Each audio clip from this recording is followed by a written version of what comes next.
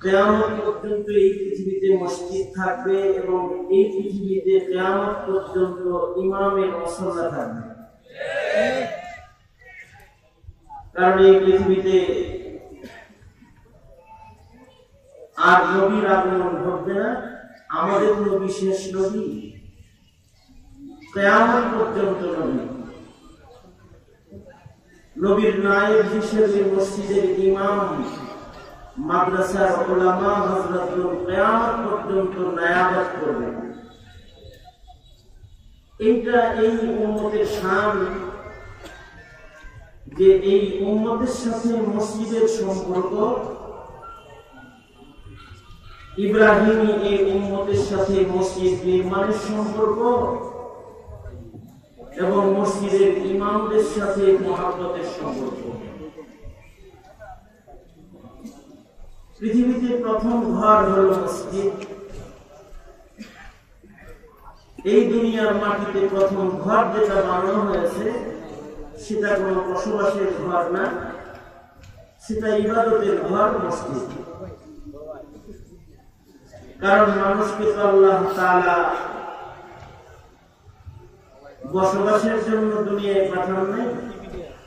বসবাস হলো মানুষ করবে আল্লাহর জান্নাতে। মানুষের বসবাসের জায়গা কোনটা? আওয়াজ করে বলেন, জান্নাত। দুনিয়াতে মানুষ আসছে মুসাফির হিসেবে ইবাদত করার জন্য। দুনিয়া বসবাসের নয়, দুনিয়া ইবাদতের। আল্লাহ রাসূল বলেন, ক্বালা রাসূলুল্লাহ সাল্লাল্লাহু আলাইহি ওয়াসাল্লাম, আদ-দুনিয়া মাযরাআতুল আখিরাহ। আল্লাহ রাসূল বলেন, দুনিয়াটা হলো আখিরাতের ফসল করার ক্ষেত, খেতি করার জায়গা, যেখানে মানুষ আখিরাত কামাই করবে আর আয়েশ আরাম বসবাস। এটার জায়গা মুমিনের জন্য জান্নাত।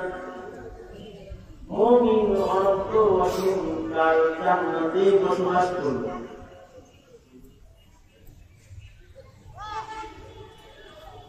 বসবাসের জায়গায় ইবাদতের ঘর নাই, ইবাদতের দরকার নাই, কিন্তু ইবাদতের জায়গায় ইবাদতের ঘর দরকার আছে। আবেদের জন্য ইবাদতের জায়গা লাগে, ফিরিস্তাদের জন্য ইবাদতের জায়গা আছে। দুনিয়াতে যেমন মসজিদ আছে, আকাশেও মসজিদ আছে। সাত আসমানের উপরে একটা মসজিদ আছে, যার সুজুদ ইবাদতগাহ, এটা ফিরিস্তাদের ইবাদতের জায়গা। মসজিদ আল বাইতুল মামুর, আল্লাহর রাসূল মিরাজ থেকে এসে বলেন, ফিরিস্তাদের মসজিদ আছে বাইতুল মামুর, আকাশের উপরে, আসমানের উপরে। ওখানে ফিরিস্তারা নামাজ পড়ে, ফিরিস্তারা ইবাদত করে। তবে আল্লাহর রাসূল আশ্চর্য খবর দিয়েছেন, টোটাল আসমানের মসজিদ হলো 1,00,000 দরবার মতো কোন কথা শুনেন, হ্যাঁ, জমিনের মসজিদের অভাব দেয়, কিন্তু পুরা আসমানের মসজিদ কয়টা?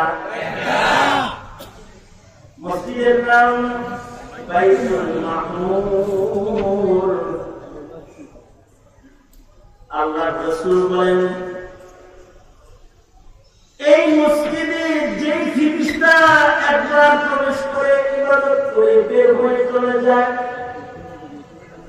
এই গ্রুপটা সেকেন্ড টাইম দ্বিতীয়বার আর ওই মসজিদে ঢোকার মতো চান্স কিয়ামতের আগে আর পাবে না।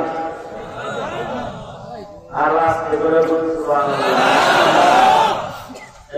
কত ফিরিস্তা বানাইছে আর মসজিদ বানাইছে বেটা, জোরে আওয়াজ করে বলেন। ফিরিস্তাদেরকে যখন দুনিয়াতে ছাড়া হয়েছিল, বাইতুল মামুর বরাবর জমিনের উপরেও তারা একটা ইবাদতের কিবলা বানিয়েছিল। ঠিক আসে আজিম থেকে বরাবর সাত আসমানের উপরে হলো মসজিদ মামুর। মসজিদ আল মামুর বরাবর জমিনের উপরে হলো কিবলা। বানালো কাবা আল মালাইকা সুম্মা আদম সুম্মা শীস সুম্মা নূহ সুম্মা ইব্রাহিম। ফেরেশতারা সর্বপ্রথম জমিনের উপরেও কিবলা বানাইছিল।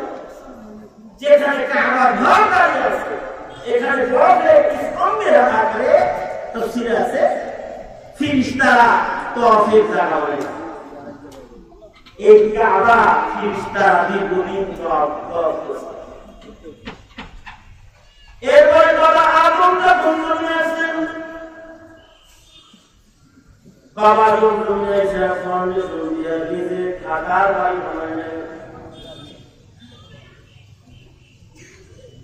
আগে পৃথিবীতে ইবাদতের ঘর বানাইছে, শুধু নিজের ইবাদতের জন্য না, সারা দুনিয়ার আদম সন্তানের জন্য। এই জমিনের উপরে পৃথিবীর প্রথম স্থাপনা যেটা নির্মাণ করেছে সেটা হলো মসজিদ। আর ওই মসজিদের ইমাম পৃথিবীর পয়লা মানুষ বাবা আদম। প্রথম মসজিদ নির্মিত হলো। ইতিহাস আল্লাহ তাআলা নিজে বর্ণনা করতেছেন, ইন্না আউওয়ালা বাইতিন উযিআ লিন-নাস ইন্না আউওয়ালা বাইতিন উযিআ লিন-নাস লাল্লাযী বিবাক্কাতা মুবারাকান ওয়া হুদাল লিল-আলামিন। আল্লাহ বলেন দুনিয়ার পয়লা ঘর যেটা সেটা বিবাক্কাতা মুবারাকা মক্কায় আছে বড়টা উযিআ লিন-নাস। ব্যক্তি আদম নিজের জন্য এটা বানায় নাই, সারা দুনিয়ার সব মানুষের জন্য এই ঘর বানানো হয়েছে। আর এই ঘরের শান হলো কর্তা হুদাল লিল-আলামিন। আল্লাহ তাআলা রব্বুল আলামিন মুহাম্মদুর রাসূলুল্লাহ সাল্লাল্লাহু আলাইহি ওয়াসাল্লাম রাহমাতুল লিল আলামিন। আজ এই ঘরটা দুনিয়ায় প্রথম নির্মাণ হয়েছে, এই ঘরের শান হুদাল লিল আলামিন। কিয়ামত পর্যন্ত ঘরের দিকে সকলকে থাকতে হবে, সাধুরা ছিল। এ কারণে পাঁচ যারা সারা দুনিয়াবাসীকে ঘরের দিকে ফিরে দাঁড়াতে হয়। মরিয়া গেলেও এই ঘরের দিকে ফিরে আসতে হয়। যদি কারণ চেহারা ও ঘর থেকে ঘুরে যায় তাহলে হাদিসে আছে তার কবরে আগুন ধরে যাবে। এ কারণে হযরত খাদিজাতুল কুবরা পৃথিবীর পয়লা মুসলমান আল্লাহর রাসূলকে বলে, ওগো সরকার, ওগো সরকার, ও আল্লাহর নবী, আমি মরে গেলে আমার গায়ে আপনার ব্যবহারের জামা কাপড় বানায় দিয়েছিলেন, কাফনের কাপড় প্রমাণ করবে আমি আপনার দলের। জাতি দেখে দল বোঝা যায় ব্রাজিল, আর্জেন্টিনা। ব্যাগ দেখলে পরে বোঝা যায় নৌকা, শীষ, লাঙ্গল। পতাকা দেখলে বোঝা যায় এটা ইসরায়েল আর এটা ফিলিস্তিন। গায়ের জামা দেখলে বোঝা যায় এটা মুসলিম, এটা খ্রিস্টান। এটা বলতো খাদিজা বলে, সরকার আপনার গায়ের জামা একটা আমার কাপড় দিলেন, আমার গায়ে কাছি জামা দিলেন, বোঝা যাবে আপনার বলে। আর দ্বিতীয় নম্বর দাবি হলো, সরকার আপনি নিজের হাতে আমাকে কিবলার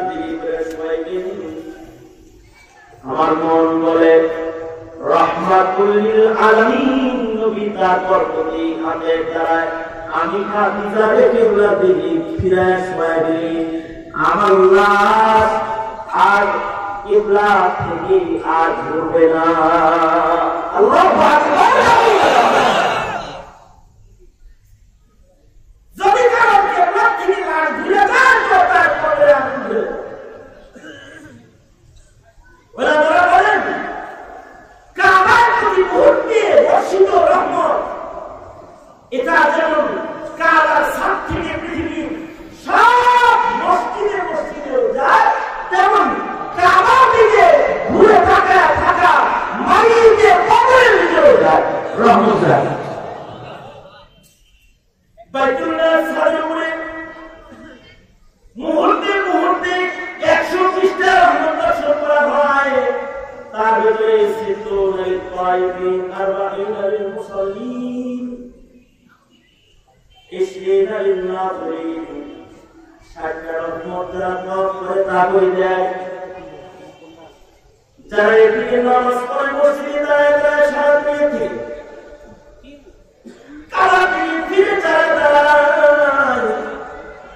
40টা রহমত তাদেরকে দেয়। আর কাবা দিকে যারা তাকায় তাদেরও রহমত দেয়। কবর থেকে তাকায় যে কবর তো কারো সুস্থ, সব কবর একরকম না। কিছু কবর থেকে খিড়কি আছে, সেটা জান্নাত। জান্নাত থেকে খিড়কি খুলে দেওয়া হয়। সব কবর 50 ফিট না, কিছু কবর প্রশস্ত, কিছু কবর থেকে ওই ধর্ম করতে ইমরান বুখারী কিছু কবরে কোরআনের তেলাওয়াত হয়। ইমাম মুসলিম শরীফে আছে।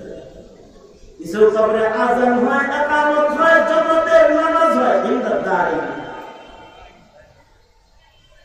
হাদিসের ভিতরে আছে কিছু কবরে আযানের নামাজ হয়, কিছু কবরে নামাজ হয়। খুব সরকারের কোরআন নবী মিরাজে যাওয়ার সময় নিচে দিকে তাকিয়ে দেখে আহমদ পাহাড়ের পাশে মুসা আলাইহিস সালাতু ওয়াস সালাম কবরের ভিতরে দাঁড়িয়ে নামাজ পড়তেছে। আল্লাহু আকবার। মুসা নামাজ পড়তেছে। তবে যারা জীবনে কিবলা মুখী হয় না, খালি বাবা মুখী হয়, কাবা মুখী হয় না,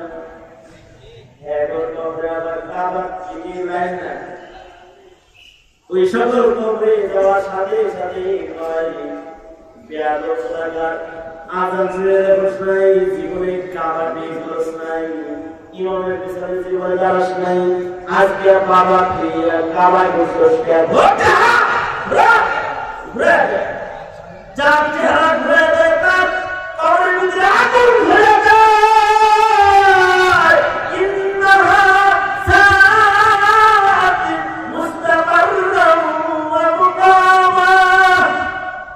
তাদের কবরের ভিতরে গেলে দুই পাশের মাটি তাদের চাপ দেয়, পাগলের হার একটা আরেকটার ভিতরে মিলে যায়।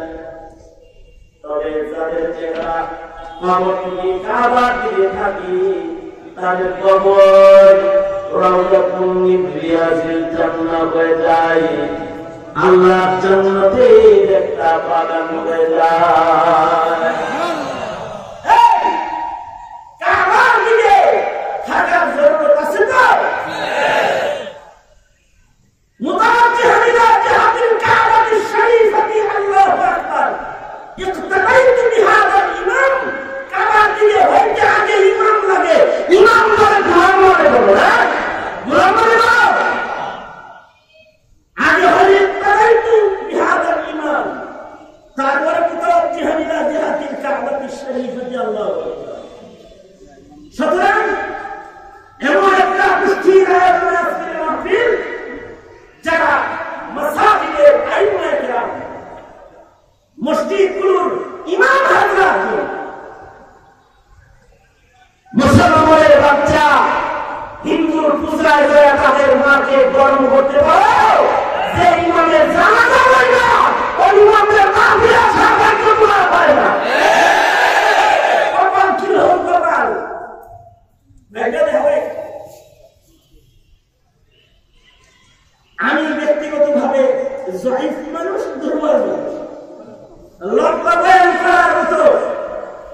ইলম কালাম আমার নাই, শক্তি সামর্থ্য নাই।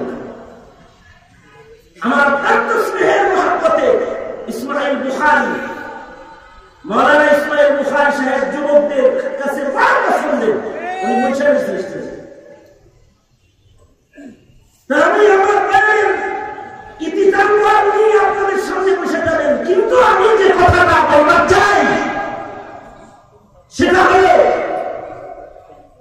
আগে বানানো হয়েছে মসজিদ, তারপরে মসজিদের ইমাম নির্ধারিত হয়েছে, তারপরে পৃথিবীতে মুক্তাদির জন্ম হয়েছে।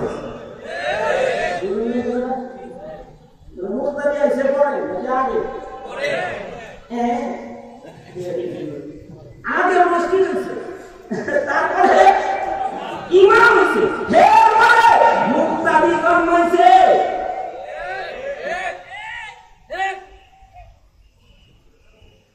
পৃথিবীর পয়লা ঘর মক্কাতুল মুকাররমায় বাবা আদম ইমাম, এরপরে মসজিদ আবার দ্বিতীয়বার নির্মাণ হলো, ঈসা আলাইহিস সালাম ইমাম, নূহ আলাইহিস সালাম নির্মাণ করলেন, তিনি ইমাম। পর্যায়ক্রমে নবীরা কাবার ইমাম, প্লাবন হয়ে গেল মাটির নিচে, বাড়ির নিচে মসজিদ থেকে গেল, মহাপ্লাবন হয়ে গেল। আল্লাহ তাআলা ইরাক থেকে খলিলুল্লাহ ফের মসজিদ বানানোর জন্য হিজরত করে মক্কায় আনলো। জন্মাইল ইরাকে, বাগদাদ থেকে 55 মাইল দূরে বাবিল শহরে আজরের ঘরে ইব্রাহিম আলাইহিস সালাম জন্মাইলেন। মূর্তি ভাঙ্গার অপরাধে ওনাকে আগুনে দেওয়া হলো। আল্লাহ নোটিশ করলো, কারণ আগুনের রোগকে ধরে পড়ে না, আগুনের রোগকে ধরে অবস্থা করে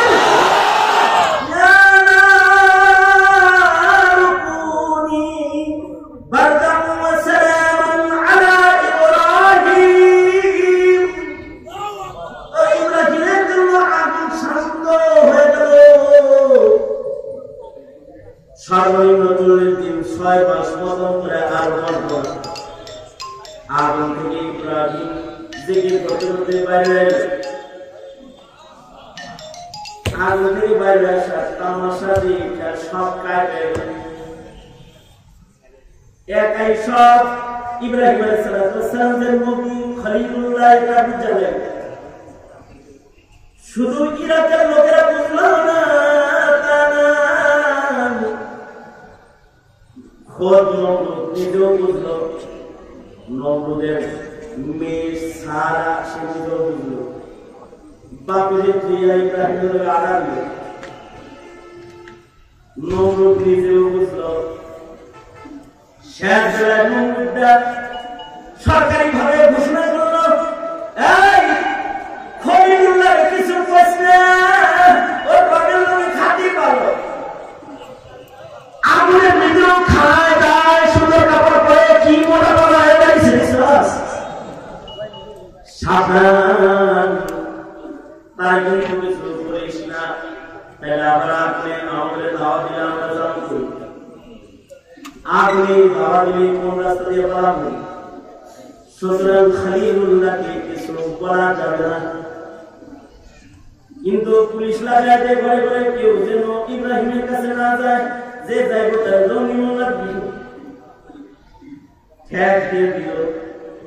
আল্লাহ একবার খলিল, আপনি যে নবী সত্য, আমি আল্লাহ সত্য, সবাই চিন্তা লাগছে, জ্বালাইছে, নমরুদ বুঝে নাই ওর কাছে, একটা ল্যান্ড আমার আশ্রয় করতেছি, এরকম বেজার লাগলে আপনার থাকা যাবে না।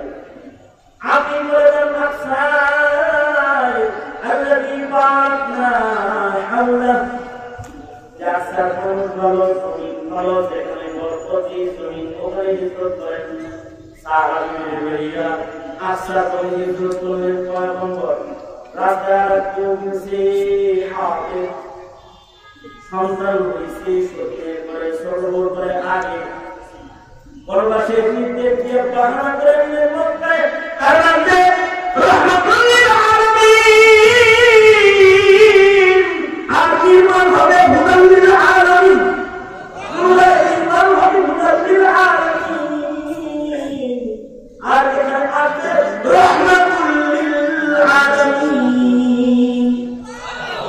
মাথায় নিয়ে পায়ের গোড়া দিয়ে জমজম চালু করে মক্কা শহরের বাড়ি পাথর পাহাড়ের নাম বাড়ায়া আমি শহর সাজায় দিলেন।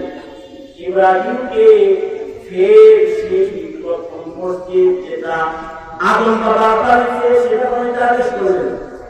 ইব্রাহিম বাবা মসজিদ নির্মাণ করে উনি কিন্তু নির্মাতা না, উনি দেয়ালের উপরে দেয়াল বেঁধেছে, মানে বাবা আদমের দেয়ালের উপরে দেয়াল বেঁধেছে।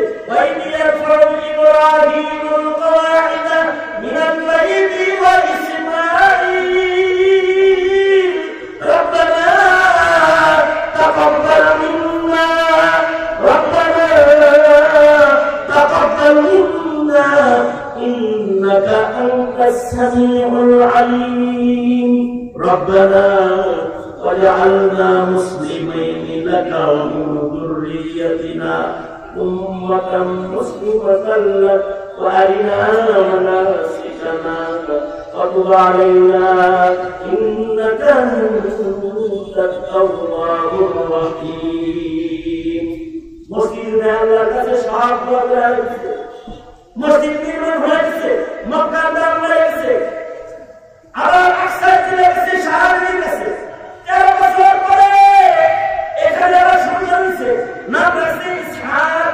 শাহরির নয়, হাজরার সন্তান ইমাম হইল।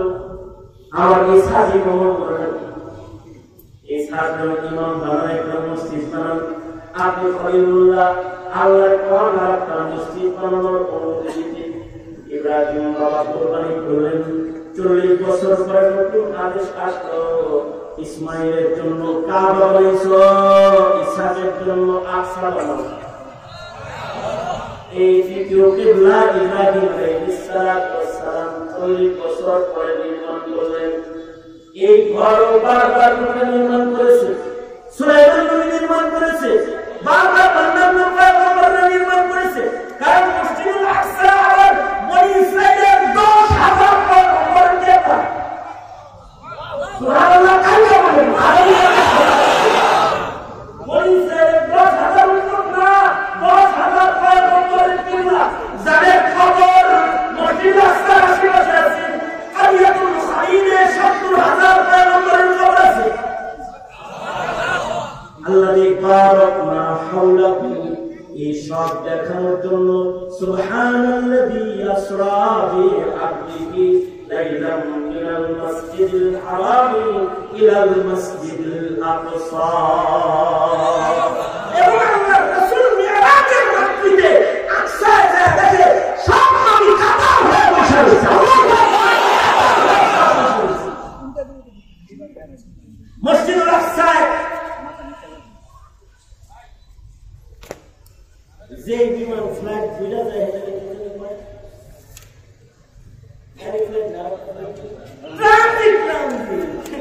আল্লাহর রাসূলকে সফর করানো হলো ডাইরেক্ট না, মক্কা থেকে ডাইরেক্ট হলো, কিন্তু ট্রানজিটে নিয়ে আকসা, আকসা নিয়ে ভিআইপি লাউঞ্জে জান্নাতে নিয়ে আমাদের হাঁটবে। 3টা ক্লাস আছে, এক গ্লাসে দুধ, আর এক গ্লাসে পানি, আর এক গ্লাসে শরবত। আল্লাহ রাসূল সাল্লাল্লাহু আলাইহি ওয়াসাল্লাম হযরত ইব্রাহিম বলে তোমরা খাও, দুধ খান। নবী নবুয়তের সাথে, ইলমের সাথে, ঈমানের সাথে, সালাতের সাথে, আখলাকের সাথে দুধের মিল, এটা কাম করেন। নবী দুধ খেয়ে দেখে সব মনে লেগে দাঁড়াইছে, কে ইমামতি করবে? জিবরাইল বলে আপনি ইমামতি করেন।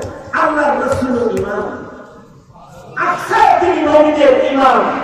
এবার মদিনায় আছেন, এবার আল্লাহ কয় বন্ধু জান্নাতি মাটি আছে একটা, এটা আমরা লেগে রেখেছি, মদিনাও গর্ব কম না। আল্লাহু আকবার। এখানে রওজাতুল মিনাতের জান্নাত আছে, মা বাইনা বাইতি ওয়া মিনবারি রওজাতুল মিনাতের জান্নাত। আকসা যেমন বরকতি, মক্কা যেমন বরকতি, মদিনা বরকতি, আপনি এর মসজিদ বানান। আল্লাহ রাসূল সেখানে মসজিদ বানালেন।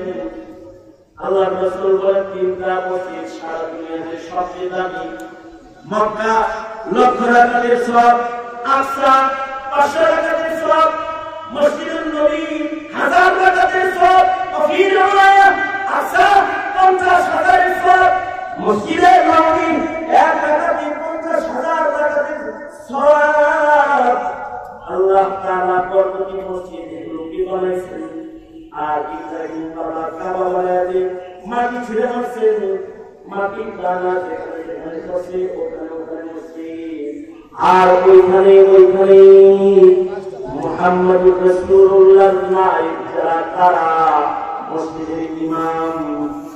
মক্কায় যেমন ইসমাঈল ইমাম, মদিনায় যেমন হাবিবুল্লাহ ইমাম, মক্কায় হলো সবিহুল্লাহ ইমাম আর আকসায় হলো রূহুল্লাহ ইমাম, ইসহাক আলাইহিস সালাম ইমাম, বনি ইসরাঈলের সব নবীরা ইমাম, জাকারিয়া নবী ইমাম। সারা দুনিয়ার মসজিদে যত আলেম আছে এরা ওয়ারাসাতুল আম্বিয়া, এরা ইমাম। হাজরে করলে এখন লোকে খোদার গজব করে ধরবে।